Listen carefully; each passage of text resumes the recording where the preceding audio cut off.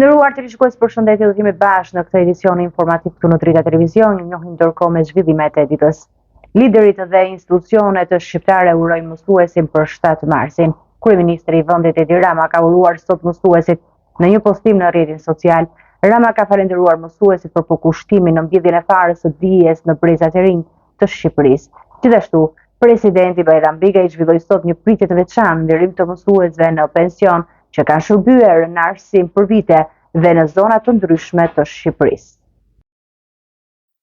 7 marsi, dita e mësuesit, festohet në të gjitha institucionet arsimore të Shqipërisë, duke shënuar një moment mirënjohjeje për ata që mbjedhin faren e dijes tek brezat e rinj. Në këtë ditë veçantë, kryeministri Edi Rama ka përcjellë një mesazh urimi për mësuesit shqiptar, me mirënjohjen për mësueset dhe mësuesit që me durimin dhe përkushtim kultivojnë dijen tek fëmijët e Shqipërisë. Ju uroj gëzuar 7 marsin, shkroi Rama duke shoqëruar mesazhin me një foto simbolike. Presidenti i vendit Bajram Begaj zhvilloi sot një pritje të veçantë në nderim të mësuesve në pension që kanë shërbyer në arsim ndër vite dhe në zona të ndryshme të Shqipërisë. Presidenti i Republikës uroi festën e 7 marsit duke shprehur mirënjohje dhe vlerësim për mundin, përkushtimin dhe kontributin që mësuesit shqiptar kanë dhënë në përgatitjen dhe formësimin e brezave, duke përçuar dije, edukim, frymëzim për realizimin e ëndrave. Edhe kryetari i Bashkisë së Tiranës Erion Velia i shprehu vlerësimin e tij për kontributin e mësuesve në edukimin e shoqërisë. Pavarësisht vendit ku ndodhemi, nuk mund të rria pa i uruar gëzuar ditën mësuesve.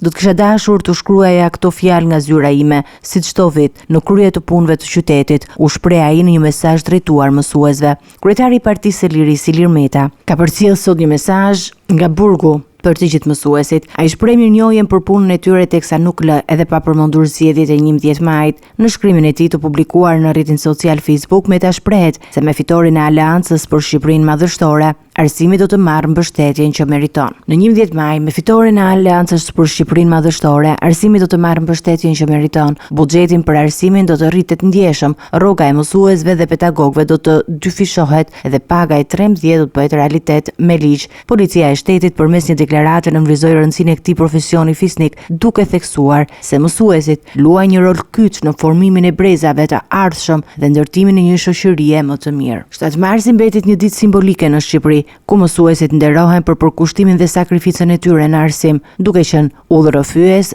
të dijes për të ardhmen.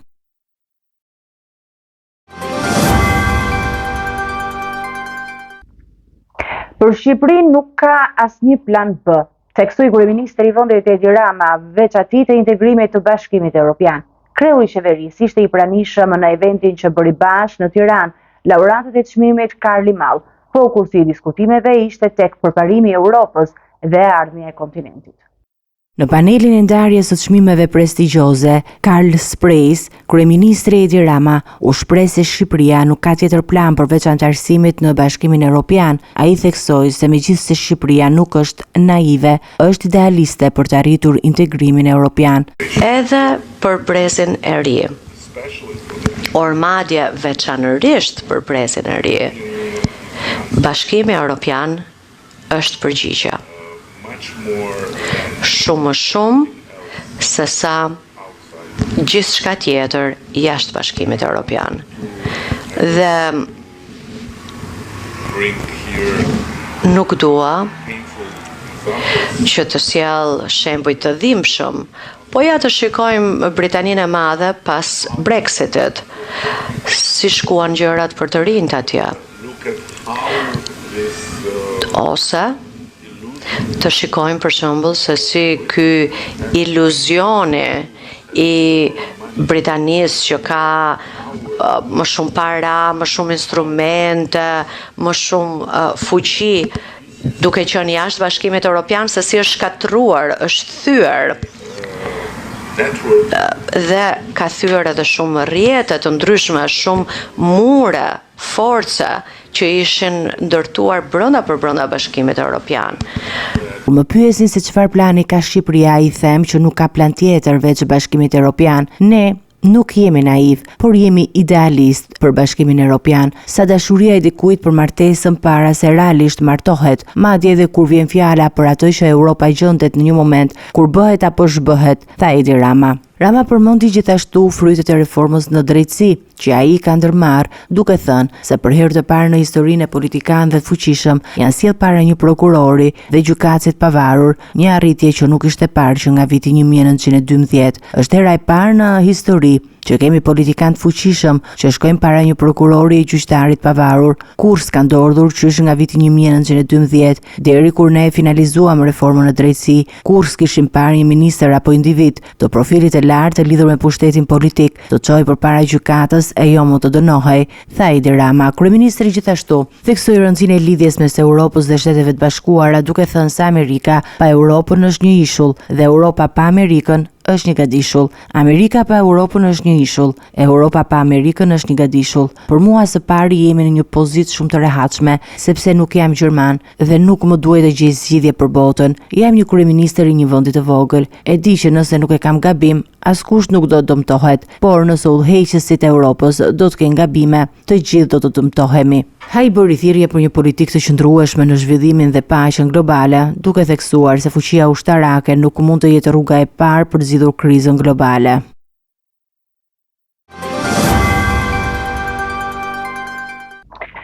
Kryetari i Partisë Demokratike Sali Berisha ka akuzuar kryeministrin Edi Rama se po shfrytëzon pronat publike për të ndërtuar komplekse të reja, duke i përmendur specifikisht projektet e reja si goxhina e bibliotekës kombëtare dhe rezidencën qeveritare në Vlorë. Kryeministri Edi Rama dhe Korporata e Investimeve Shqiptare akuzohen nga kryetari i Partisë Demokratike Sali Berisha se po t'jetërsojnë pronat publike në mënyrë të jashtëligjshme. Kryedemokrati thotë se qëllimi i kreut qeverisë dhe drejtuese së këtij institucioni është grabitja e pronave. Tëra prona shqiptare e vlefshme de facto shtrohet në pronë të klanit më të rrezikshëm të Europës, klanit Rama. Se si një agjenci e vetme mund të bëhet edhe pronare, edhe shitse e pronës, kjo nuk ka ekzistuar kurrë. Zonja Kokona shkruan vet, vulos vet, vendos vet. Te i kalon kjo çdo imagjinat. Për të paralajmëruar Kokonën se në mënyrë absolute do përgjigjet, do marrë përgjegjësinë më të rëndë për çdo metër katror, tokë apo pronë tjetër, që do ta trajtoj bazuar në vendimin e Edi Ramës për të vjedhur pronat dhe për të caktuar atë në krye të agjencisë. Jam këtu për të deklaruar publikisht se asnjë përfitues nga vendime antiligjore, antikushtetuese të kësaj agjencie të vjedhjes së pronave nuk do të njihet, por përkundrazi do të ndërshkohet me ligj, do të ndërshkohet rreb si një bashkëvjedhje publike private e pronës shtetërore. Berisha gjithashtu ka shpathur një protestë të madhe me datë 15 mars kundër mbylljes së TikTokut, duke e quajtur atë si një akt kundër censurës që synon të bashkojë fëmijët dhe të rit në mbrojtje të lirisë së shprehjes. Protesta e nxënësve, studentëve dhe trive para kryeministrisë me datën 15 do të jetë protesta më e bukur, më madhështore që ka njohur pa Shqipëria gjerë sot. Protesta kundër censurës, protesta me të cilën çdo fëmijë i çdo moshe që kap smartphone-in përballet, bëhet luftar kundër diktaturës në mbrojtje të TikTokut dhe kundër censurës. Ai e sheh protestën si një formë të mosbindjes civile, duke kërkuar që fëmijët të bojkotojnë orën e parë të mësimit të hënën si një veprim simbolik për lirinë e shprehjes dhe kundër censurës. Keni drejt të filloni greva. Dhe greva juaj është të bojkotoni mësimet që ditën e hënë, për shembull orën e parë do të ishte gjë madhështore që të mungoni sa më shumë. U bëj thirrje prindërve, pse? Po kjo është normale. U bëj thirrje prindërve të mos i dërgojnë ditën e hënë fëmijët e tyre në shkollë orën e parë. Të paktën orën e parë, si një akt i betejës të fëmijëve tuaj për lirinë e shprehjes dhe kundër censurës. Berisha gjithashtu diskutoi projektin e Partisë Demokratike për të çndruar Shqipërinë në një superfuqi rajonale energjetike, duke theksuar nevojën për të adresuar problematikat e krijuara nga hidrocentralet dhe ofruar zgjidhje për zhvillimin e sektorit energjetik. Bashkëshortja e kryebashkiakut të Tiranës Erion Veliaj Ajola Xoza është paraqitur këtë të premte në prokurorinë e posaçme, ku është lënë në masën detyrim paraqitje lidhur me hetimet për dosjen Veliaj, ku akuzohet për përfitimet palishme nga fondet publike dhe pastrim parash. Bashkëshortja e kryebashkiakut të Tiranës Erion Vilia e Ajola Xoxa ka paraqitur këtë të premte në prokurinë e posaçme në zbatim të masës së sigurisë caktuar nga gjykata për hetime në lidhje me dosjen Viliaj. Sipas informacionit të SPAK, Xoxa është lënë në masën detyrim paraqitje ndërkohë që është akuzuar për përfitime të palishme nga fondet publike që administrohen nga Bashkia e Tiranës. Ajo dhe bashkëshorti i saj Viliaj dyshohen të kenë krijuar dhe vënë në funksion një mekanizëm për të marrë përfitime të parregullta përmes një veprimesh të kundraligjshme që synojnë pasurimin e tyre personal dhe familjar. Akuzat kundër Ajola Xoxës përfshin korrupsion pasiv të funksionarëve të lartë shtetëror ose të zgjedhurve vendor të kryer në bashkëpunim, pastrimin e produkteve të veprës penale ose veprimtarisë kriminale, si dhe refuzimin për deklarim, mosdeklarim, fshehjen ose deklarimin e rrem të pasurisë dhe interesave private të personave të zgjedhur dhe të nënpunësve publik. Sipas SPAK, Xoxa dhe bashkëshorti i saj kanë përdorur një sër mekanizmash për të përfituar fondet palishme, duke shkelur ligjin dhe duke pasur si qëllim pasurimin personal dhe familjar. Në fillim të hetimeve, ndaj Xoxës ishte vendosur masa e sigurisë arrest në shtëpi, por pas shurtimit të gjykatës për vlerësimin e masës së sigurisë, gjykata e posaçme ka vendosur që ajo të mbahet në masën detyrim paraqitje. Hetimet për këtë çështje janë ende të hapura dhe përfshin disa aspekte të tjera të veprimtarive të dyshuara të përfshira shantazhimin dhe pastrimin e parave nga veprime të kundraligjshme. Ky zhvillim vjen në një kohë kur pas arrestimit të disa individëve të lartë në Bashkinë e Tiranës, hetimet po shtrihen për të identifikuar përgjegjësit dhe për të siguruar pasurinë që mund të jetë marrë nga burimet palishme.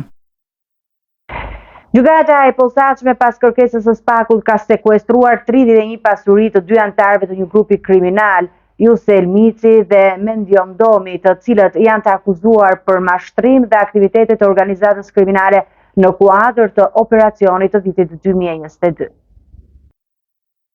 SPAK ka realizuar një tjetër goditje të rëndësishme në kuadër të luftës kundër pastrimit të parave dhe krimit të organizuar, duke sekuestruar 31 pasuri të shtetasve Jusel Mici dhe Mendim Domi, të cilat akuzohen për organizimin dhe pjesëmarrjen në grupin kriminal Call Center. Pasuritë të sekuestruara përfshin 3 llogari bankare me një vlerë rreth 200.000 euro, 5 apartamente, 6 garazhe, një dyqan, 2 vila, 3 makina luksoze, tokë dhe 60% aksioneve në një shoqëri biznesi. Sipas SPAK, pasuritë e sekuestruara janë të pajustifikuara nga burimet ligjore dhe dyshohet se janë pasojë e veprimtarisë kriminale të personave të akuzuar dhe të lidhur me ta. Domi dhe Mici u arrestuan në vitin 2022 dhe akuzohen për përfshirje në grupin kriminal që ka përvetësuar 15 milion euro nga qytetarët europian përmes mashtrimit kompjuterik. Grupi kriminal i njohur për operacionin e tij të mashtrimit online lidhej me investime të rreme në letrat me vlerë dhe kriptovaluta. Ato përdorin shoqëri fiktive për kalimin e vlerave monetare të mashtrimit dhe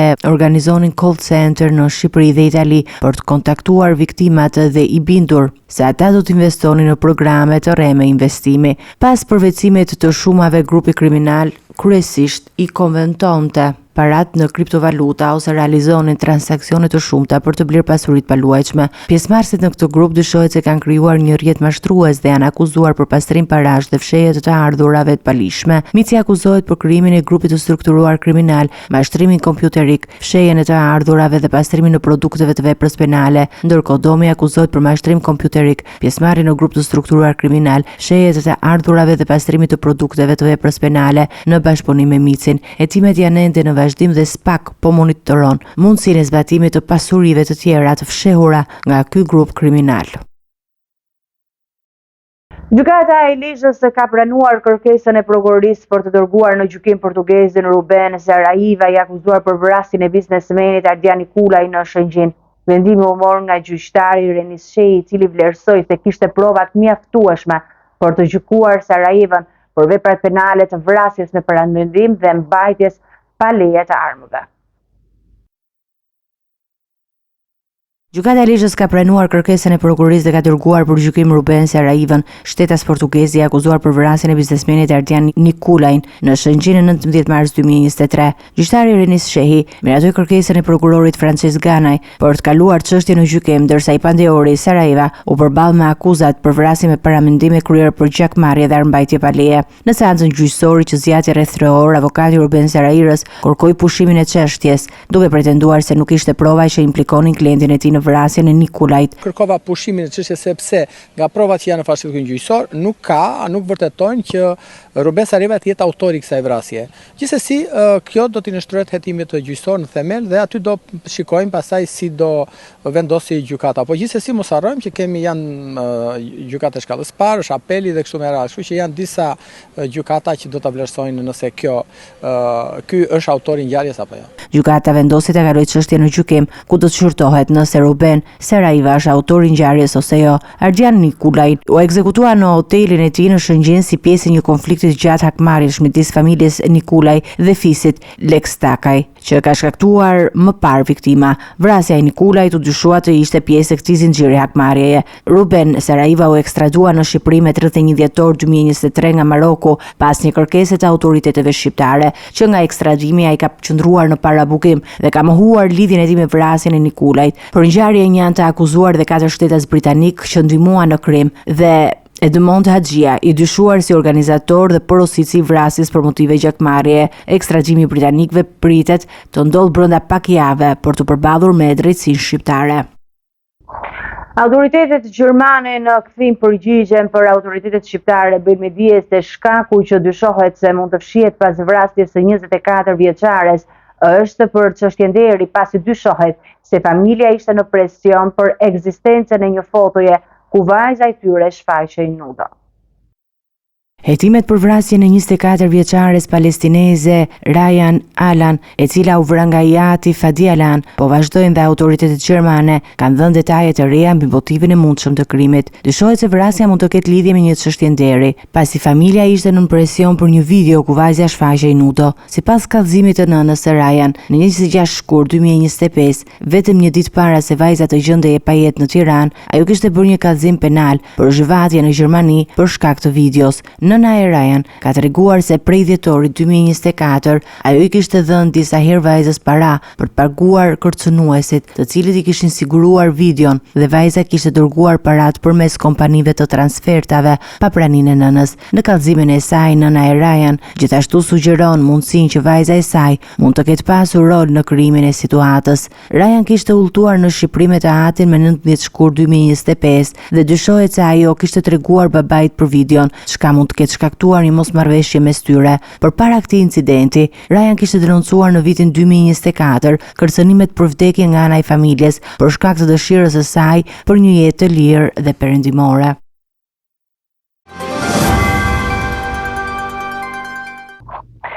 Hecime të tjera zhvillime kalojmë në lajmet nga rajoni. Lëvizja Vetëvendosja Albin Kurti ka dalë fituese në zgjedhjet parlamentare të Kosovës me 42.28% të votave, duke siguruar 48 mandate.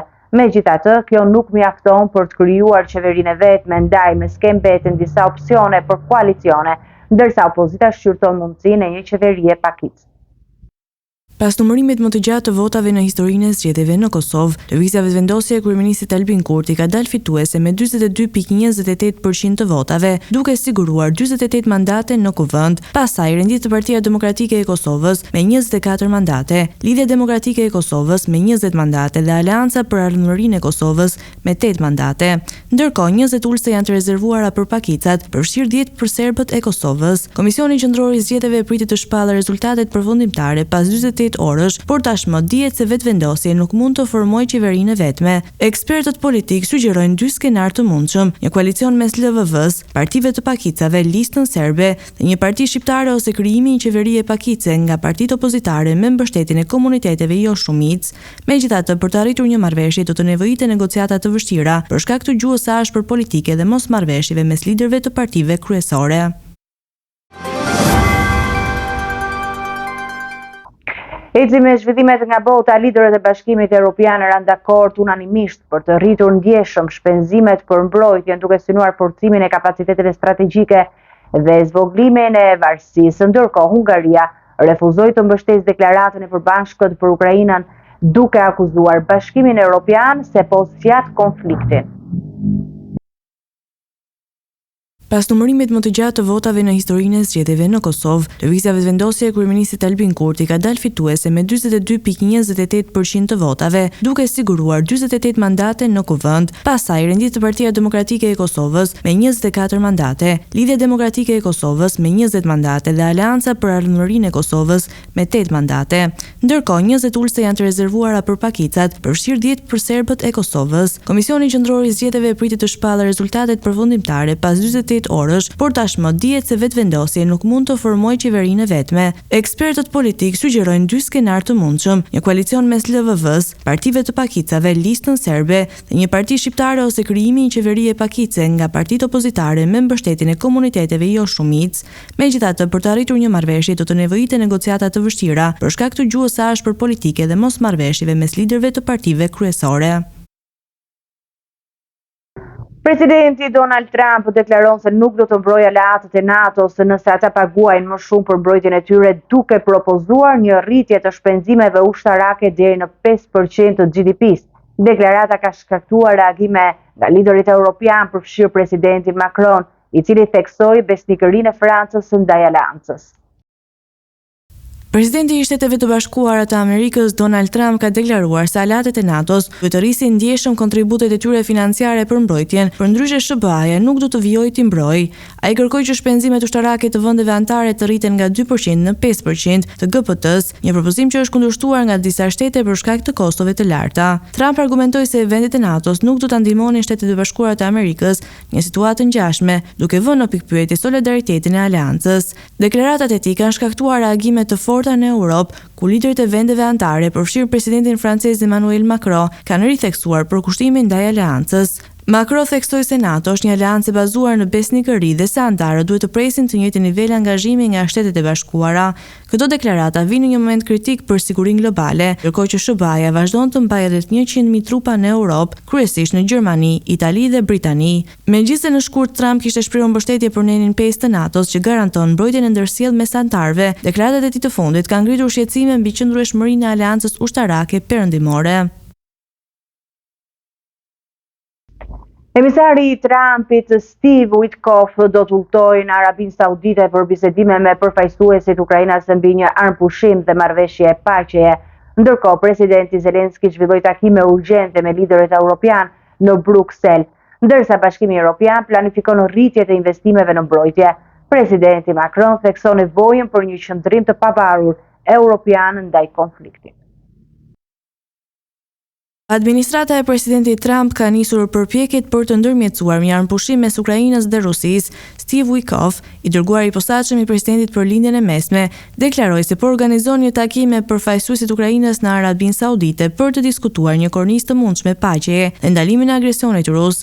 Sipas tij, qëndrimi i presidentit të Ukrainës Volodymyr Zelensky ka ndryshuar pas takimit të fundit në Shtëpinë e Bardhë, ku ai shpreu mirënjohje për ndihmën amerikane dhe kërkoi një qasje të re diplomatike. Ndërkohë, presidenti Zelensky po zhvillon takime urgjente me liderët evropian në Bruksel, duke kërkuar më shumë mbështetje ushtarake dhe financiare për të përballuar agresionin rus. Presidenti e Komisionit Evropian, Ursula von der Leyen, prezantoi një plan të ri që lehtëson kufizimet buxhetore për mbrojtjen, duke u mundësuar vendeve anëtare të Bashkimit Evropian të investojnë më shumë në sektorin ushtarak.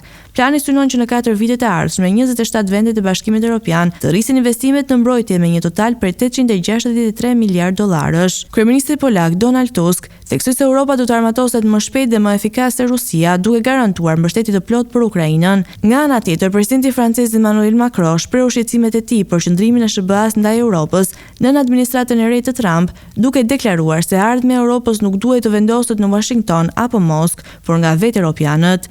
Përpjekjet diplomatike dhe ushtarake të Bashkimit Evropian synojnë të krijojnë një mburojtje të fortë kundër kërcënimeve ruse, ndërsa Ukraina vazhdon të kërkojë më shumë ndihmë për të mbrojtur sovranitetin e saj.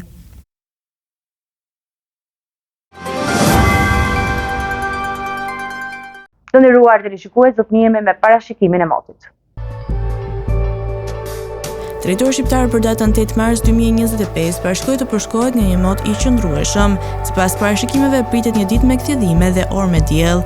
Temperatura minimale parashikohet të jetë 1 gradë Celsius dhe temperatura maksimale parashikohet të jetë 19 gradë Celsius. Era pritet të fryjë me drejtim nga jugperëndimi me një shpejtësi maksimale e cila do të arrijë deri në 8 metër për sekond, çka do të bëjë të krijohen dallgëzime 2 deri në 3 ball.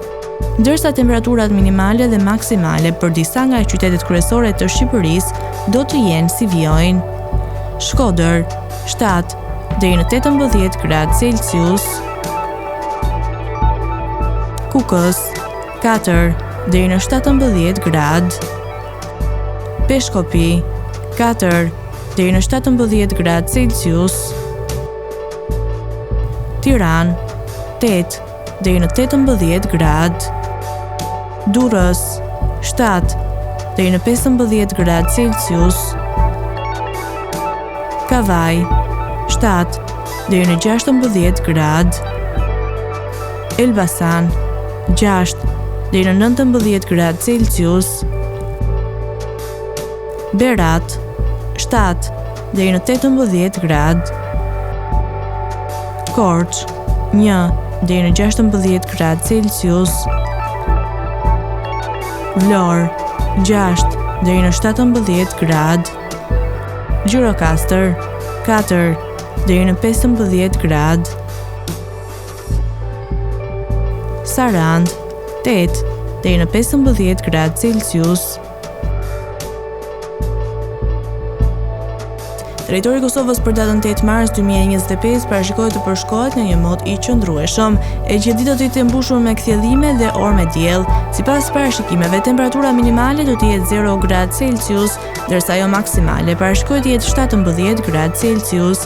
Era do të fryjë kryesisht nga juglindja me një shpejtësi maksimale e cila do të arrijë deri në 8 metër për sekond, ndërsa temperaturat minimale dhe maksimale të parashikuara për disa nga qytetet kryesore të Kosovës do të jenë si vijojnë: Mitrovic 2 deri në 17 gradë Celsius, Podujev 2 deri në 16 gradë, Skënderaj 0 deri në 16 gradë Celsius, Pej 7 deri në 15 gradë, Prishtinë 4 deri në 17 gradë Celsius, Gjakov 5 deri në 17 gradë, Malishev 5 deri në 16 gradë Celsius, Gjilan 3 deri në 16 gradë, Ferizaj 4 deri në 16 gradë, Kaçanik 5 deri në 16 gradë Celsius, Suharek 5 deri në 16 gradë, Prizren 4 deri në 15 gradë Celsius. Ishte gjithçka e përgatitur në këtë edicion informativ. Ju faleminderit për vëmendjen tuaj. Bashkë takojmë në edicione të tjera. Kalofshit mirë dhe miru takofshim bashkë.